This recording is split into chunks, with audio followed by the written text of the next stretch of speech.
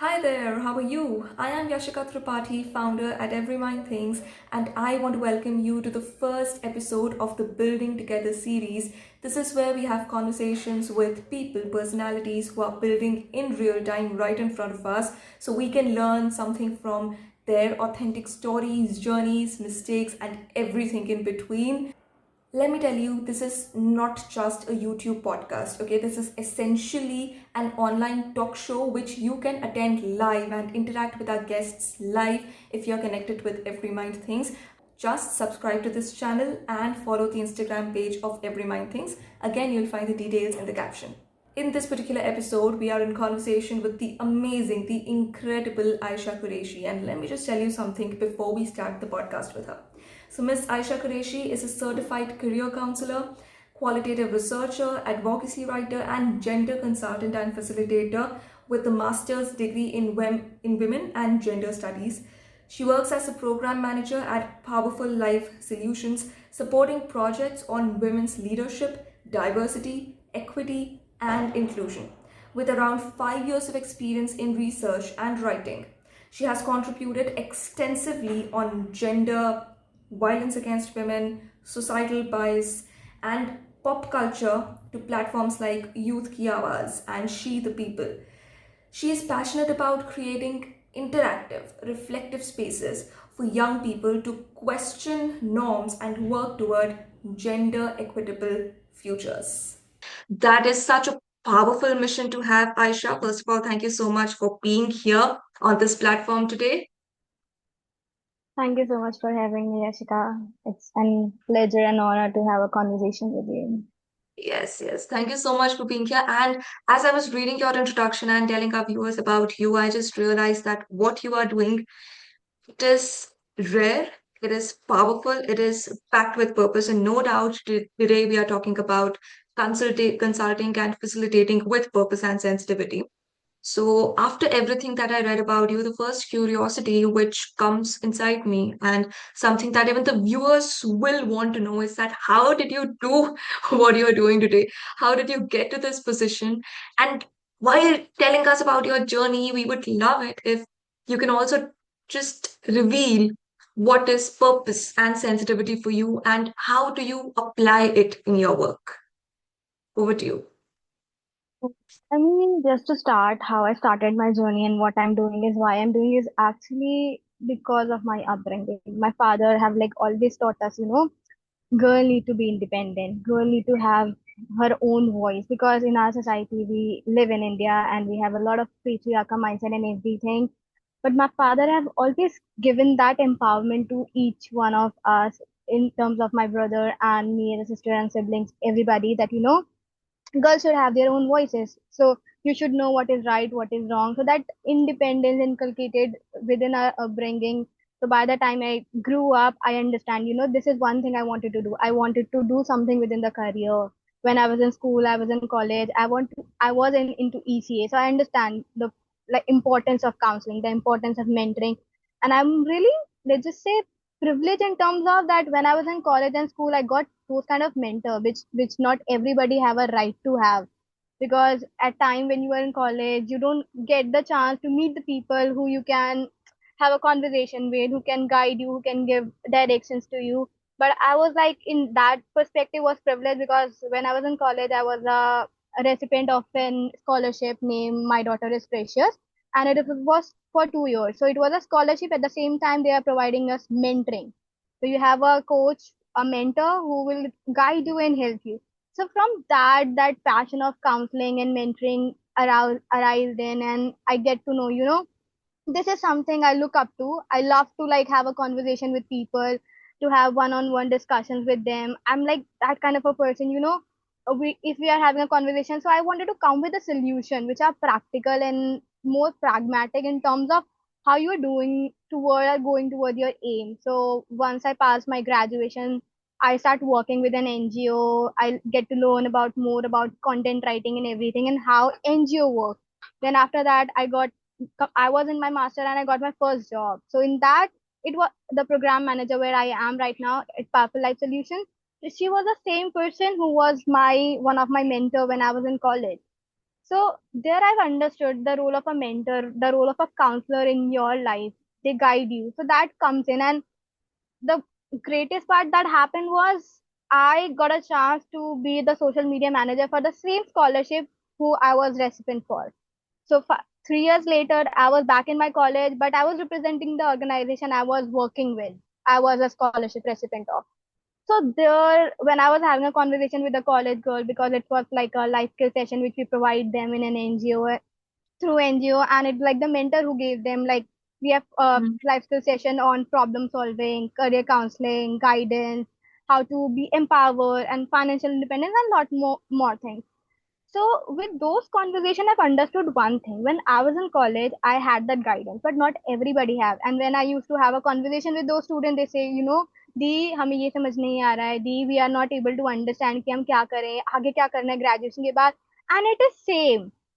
So from there I realized, maybe the conversation I'm having with them, or maybe the solution which I'm giving to them is not really worthy in terms of, because when you don't have a degree or when you don't have a skill which have a certification, in terms of you have experience, you know it, you practically and theoretically learn about it, and then you can say it have more credibility.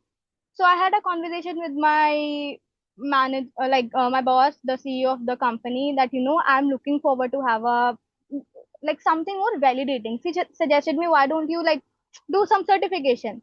So I did my career counseling. I did my 6-month diploma, and from there, I've like, when after that the certification is done, I've understood. Before that, what I was telling was based on my experience. Maybe I was giving tricks based on my experience and everything. But now that I have a certification, now I have a credibility. The solution I'm gonna provide to them is more practical in terms of it has credibility, it have authenticity, it has a purpose. And by purpose, I mean, like, it is something everybody needs to have in their life. It is not something, because when you don't have a purpose, you're just living your life. It's more like a go with the flow kind of a thing. You don't have any kind of a aim. You just get up in the morning, do your things, and it's just like job done. But when I talk about purpose, it's more like it gives you that empowerment. When I get up, I have something to do in my life. Maybe this is my goal. And with purpose, and with the career counseling, there is one thing I keep telling people. Don't only think about long term goal. It's more like our present situation. Post pandemic, this is one thing we have realized, that you have to live in present. You can think about future. You have your one long term goal which is fixed, but think about present, what I wanted to do today. Then something with more short term is like 1 week, 1 month, and that how we go. So the purpose is more like giving them empowerment to think about that. Okay, maybe I should wake up with something to do with. I see. That's very interesting, I must say. And of course, not many people think that way. So you just gave us some very, very important terms to ponder on.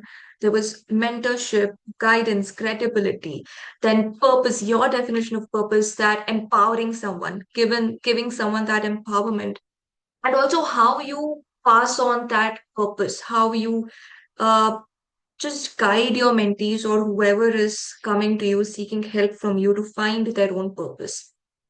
It is very, very interesting, I must say. And it just makes me question one little thing, that empowerment, again, it has many, many different definitions for everyone. So when we talk of empowering someone, when our own purpose is to empower someone, and when we also want to empower someone with their own purpose, how do we go about doing this? How do we crack this code? And what is your way of doing it? See, for me, empowerment is like having the right to make your own life decision. When we talk about empowerment, it's more like what you wanted to do in life. You are aware that where you wanted to go into life, but not everybody had that clear guidance. I wanted to do this. And if we talk about our generation, we have those kind of a people who have a lot of thought at the same point of time. We are oozing with ideas. We are oozing with new thoughts. We are oozing with having a new conversation. We just keep going on ranting and understanding those things and be like, yeah, okay. something clicks, okay, we need to work on. So it's like we create a lot of drafts. So if you know that what you wanted to do in life, that is one thing.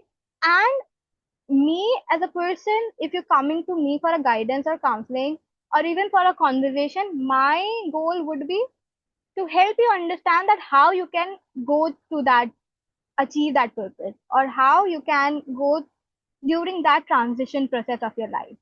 So it's you that need to understand that, I have made a decision. I have made that right. This is a choice which I have right now, and I will understand. So I will guide that purpose. That guiding and helping that purpose to reach the goal is what empowerment is for me. And when a person comes to you, most of the time they don't need your let's just say practical techniques and tools and everything. They just need Hmm. direction. So if I'm able to give them the direction by not just making them feel, I am overpowering their thoughts, so I'm giving them the freedom, giving them the clarity, but that clarity comes from them, that what I wanted to do. Because as Hmm. a career counselor, if you come to me, you say, I am interested in writing, I'm interested in research, I'm interested in this and that, and you have a lot of thoughts. So that clarity comes from you. I will guide you in helping you understand what is your A, B, and C, and then you figure it out, which is more prioritizing for you, which is your high thing. So it's like Hmm. clarity at the same time, I'm not gonna overpower their thoughts. So people who are watching this, they are students, they are also people who are stepping into consultations or coaching, or they are stepping into professions where they help others find clarity. So I want to know your perspective on this, that how do you, as you said, clarity is always evoked from the other person, it comes from them. So how do you actually ensure that they get clear about what they want to do, that the clarity actually comes from them? Do you have a certain strategy for that? How do you do that? Listening. That is one of the most empowering tool for anybody, because see, when we are in that career counseling, facilitation, or consultant kind of a zone, or wherever, we need to listen to the other person. The person that comes to you comes with a hope that you listen to that person, not just having a conversation or cutting out their thoughts. So let's just say I have a 45-minute session with anybody. I'll give them 20 minutes to rant, to have a conversation, say whatever they wanted to do, because that's what they are looking for. They are looking for the guidance. At the same time, they wanted to take whatever is within them. And not everybody are patient enough to listen them carefully. So when I talk about listening, it's more like having a conversation, at the same time comprehension. Listen, but with understanding. Because when you just having a conversation and just listening, it make no sense. But you are listening, attentive listening, that would be the key term, attentive listening. That whatever they are saying, listen to it, make notes, don't cut them in between, because that also break the flow. Once they are done, you feel like, okay, it is going beyond your time or beyond your power, just pause them, we'll come back to it and listen to them. So when you listen, you make your notes while having a conversation with them, then you also have a clarity ke what are their thought process. It could be they are talking about one thing which is on north, another thing which is on south. It is okay. That's your job that needs to be done, that you listen to them actively and then give them the solution which they are looking for. Not you thinking what is suitable for them. So then you gave them solution based on what they wanted to listen. So let's just say somebody comes to me saying, I wanted to go for research.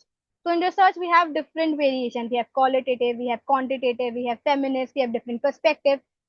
Based on what you have listened so far actively, then find out the solution which suits their thing and also matches yours. And also give them practical solution, not just say, find yourself, go do this. Give more practical which they can apply it. Nice, nice. Okay.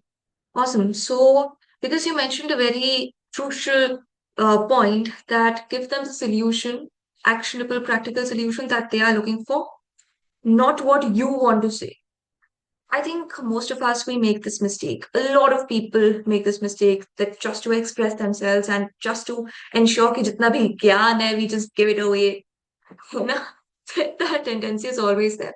How do we actually ensure कि जो solution हम दे रहे, one very important step that you mentioned was attentive listening, active listening, and comprehension, which is pretty much a part of attentive and active listening. any other strategy or any other tips you would like to give to people? Because see, there are also people in this room who want to become coaches, who want to get into consulting, right?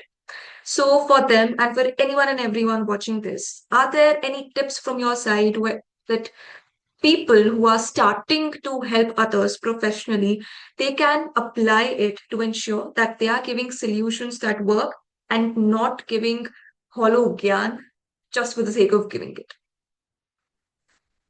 Learning.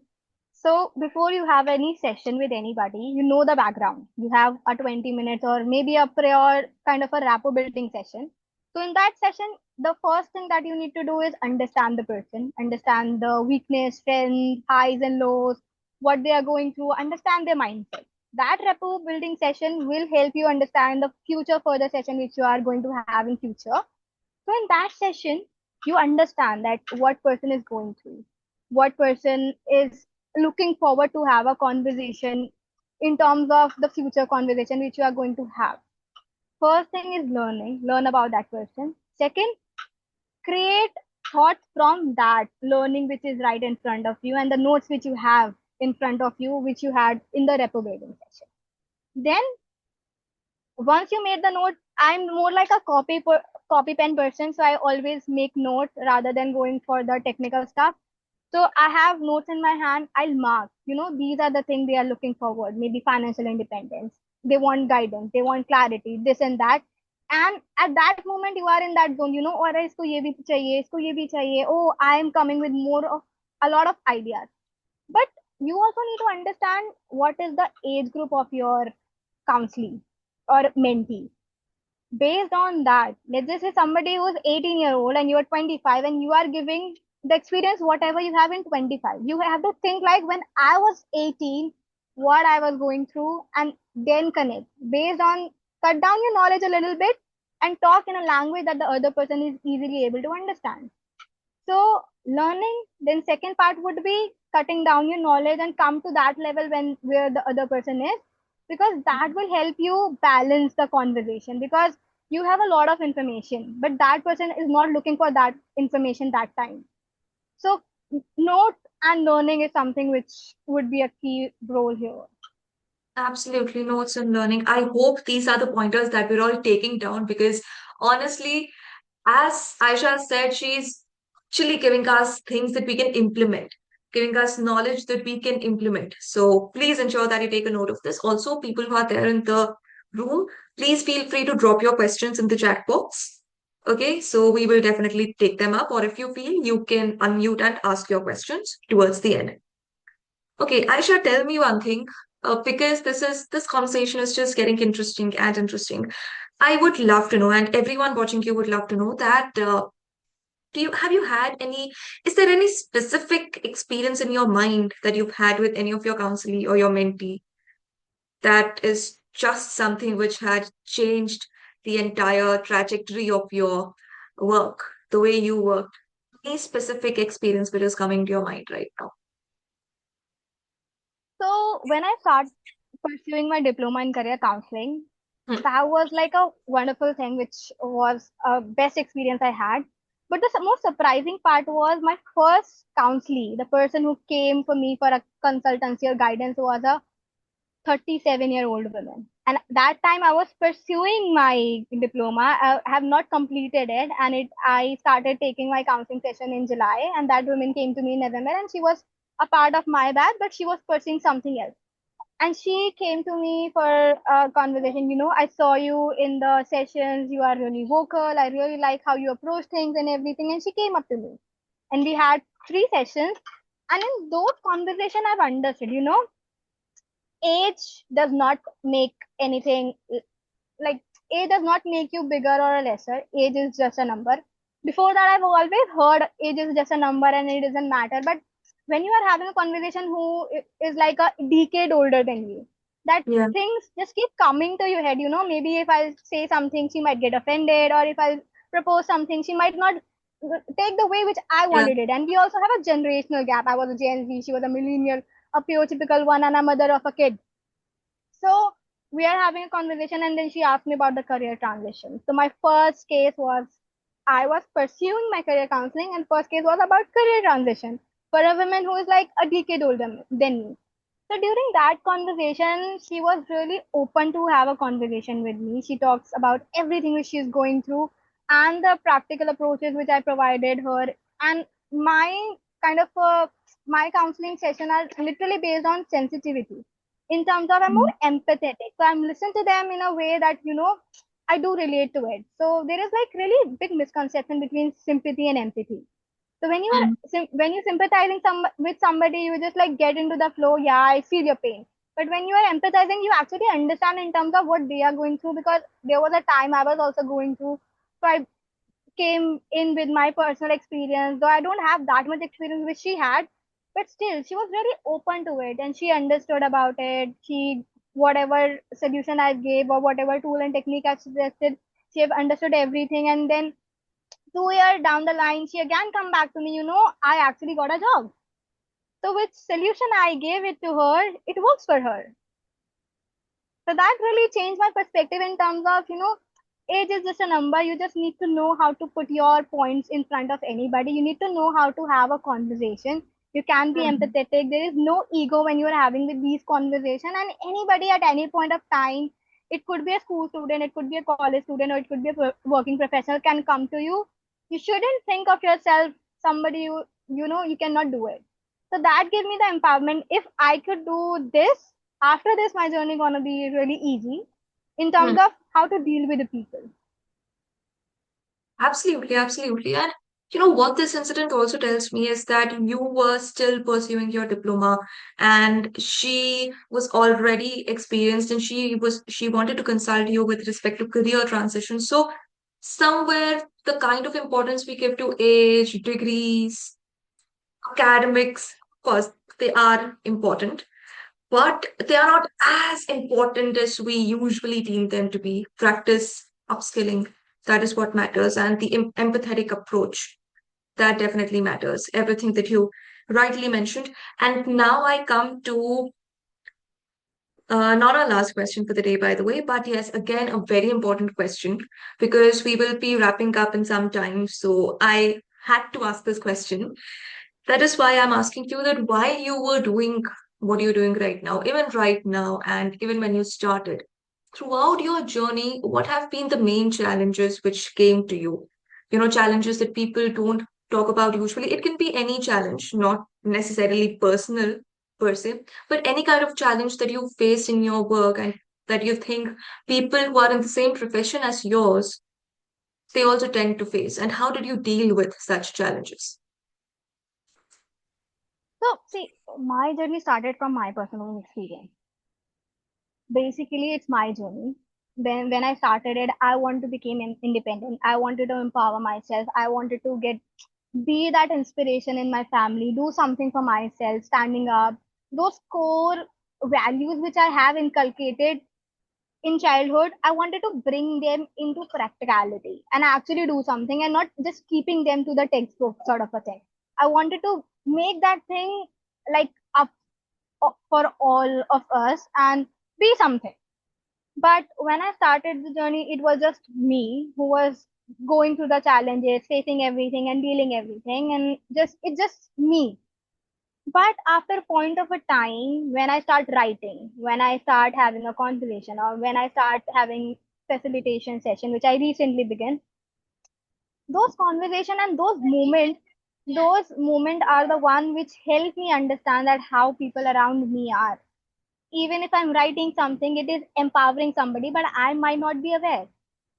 Or even I just go with this kind of a thing that whatever I'm doing, if even one person can change their perspective, the way they live, or change their biases, it will be a victory for me. And be it be in my writing or counseling or facilitation. And that happened because once the session is done, people reach out to you and tell what you are doing is empowering. So I'll tell you the most funniest part, or let's just say what surprising part है. So I recently did a career gender sensitization workshop at Shama Prasad Mukherjee College. And when I was in college, I know that when we do workshops, after workshop, nobody is interested in giving the feedbacks.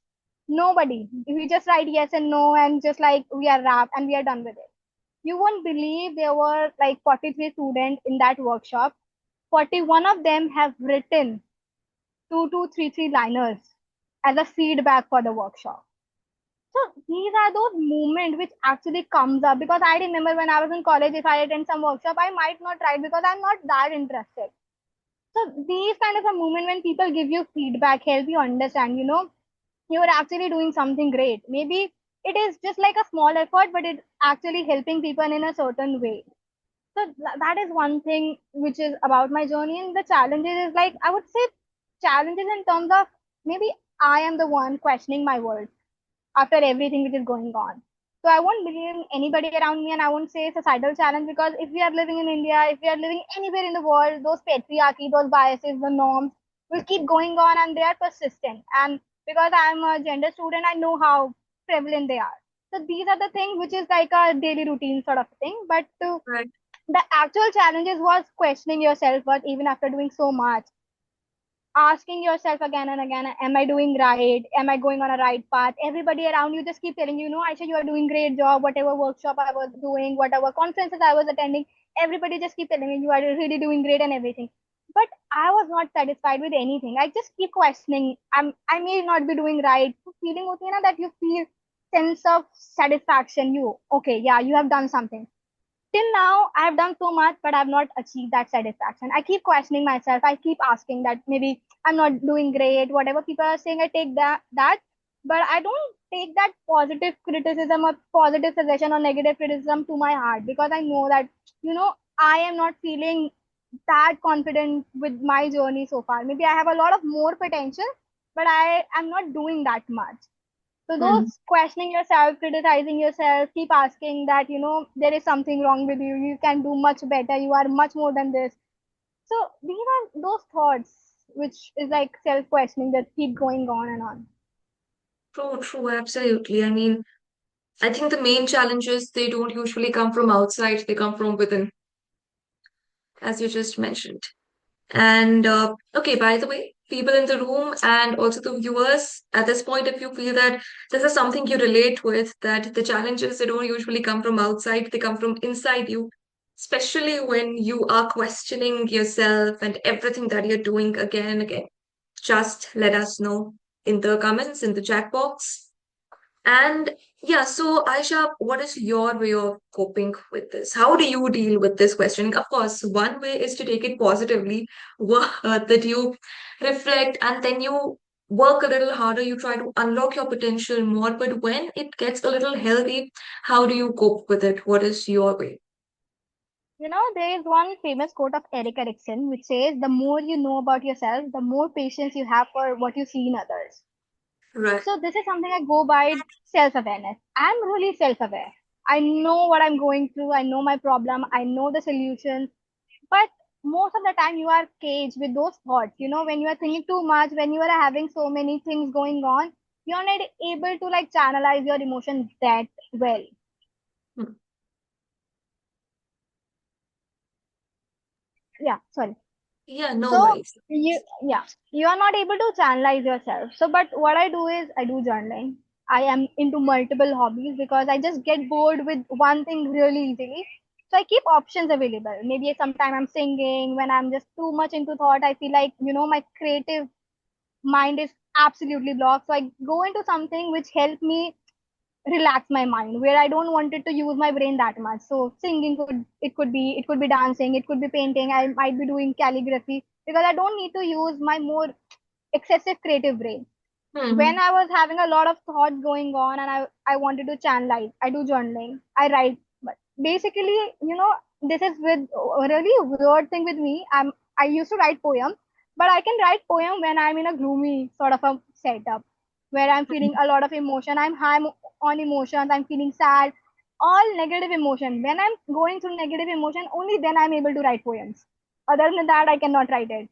So I have a coping mechanism for each situation. There are Hmm. times maybe I ignore them because I don't want it to listen to any of the voices which keep questioning me. So I work a lot. Maybe I'm doing multiple things. I just switch to research, do my daily desk job, which is program managing. Anything that comes to me. So I just keep switching here and there, and at the same time, I made sure, at least I'm aware that what are my problems right now, what are my triggers, and how I can go ahead. Maybe at Hmm. that point of time, might not able to understand the solution, but I made sure that I'm aware that what I'm going through. I don't lock that thing. So maybe I run away with my problem, but I made sure that I'm self-aware, aware enough to understand that, what are the things I'm going through right now. So I write each of them, whatever problem is, whatever trigger it is. Yes, very true, very true. And it is just so important to be self-aware. You highlighted again a very important thing. Self-awareness is the key. Of course, if we are helping others and if we are helping them know themselves better and know their choices better and choose better for themselves, we need to be more self-aware ourselves. So, very important point that you brought up. And as part of the self-awareness, it's also crucial for us to know what dims our light, what brightens us up whenever any kind of situation occurs at this point, because we are wrapping up. Guys, if you have any questions, please let us know right now. This is your time to ask your own questions. Meanwhile, Aisha, is there any last thing that you would like to tell to anyone watching this, especially to people who want to help others the way you are helping people? I would say just be more self-aware about yourself, because when you go into counseling, mentoring, or consultancy or anything, you need to know that you need to be patient. But to be more patient enough, you need to understand that what are you getting yourself into. There will be lots of emotion, lots of thoughts, lots of everything, and somebody else's future is dependent on you. So you need to know, you need to be more aware about yourself. Maybe what you are saying is not really right for other person. Be more sensitive, be more empathetic, and at the same time, when you have that sensitivity and empathy, be more empathetic. Sorry, when you have that sensitivity and you are empathetic, then you are open to any conversation. So whenever, even if you're saying negative thing, it can turn into a positive. Another person can look the way how you are talking, so it could change the whole room. So just be more self-aware and listen with patience, and more into have something which is more empowering. So be yourself. Great. Be yourself, be self-aware. And at this point, we also have a beautiful comment for you that has been made by Abhinav in the chat box, and that it was very inspiring. He's written so inspiring, and definitely it was very inspiring, Aisha. It was an honor to have you here today. And here's to becoming more self-aware, here's to unlocking our potential, here's to following our dreams and our passion and understanding our purpose and working towards it. With that, I hope this conversation was fruitful for anyone and everyone who watched it. Aisha, did you like it? Yes, I loved it, and thank you so much for asking such great questions. It was really interesting, and I loved it. Thank you so much for watching this podcast till the end. You know, the fact that you stay till the end tells us that you found value in this podcast. And if that's true, then please do subscribe to this channel. Along with that, just follow our guest of honor on Instagram and on their social media handles. The links will be in the description. And don't forget to follow us and be part of our online community so that next time you can join this particular conversation live. Sounds good?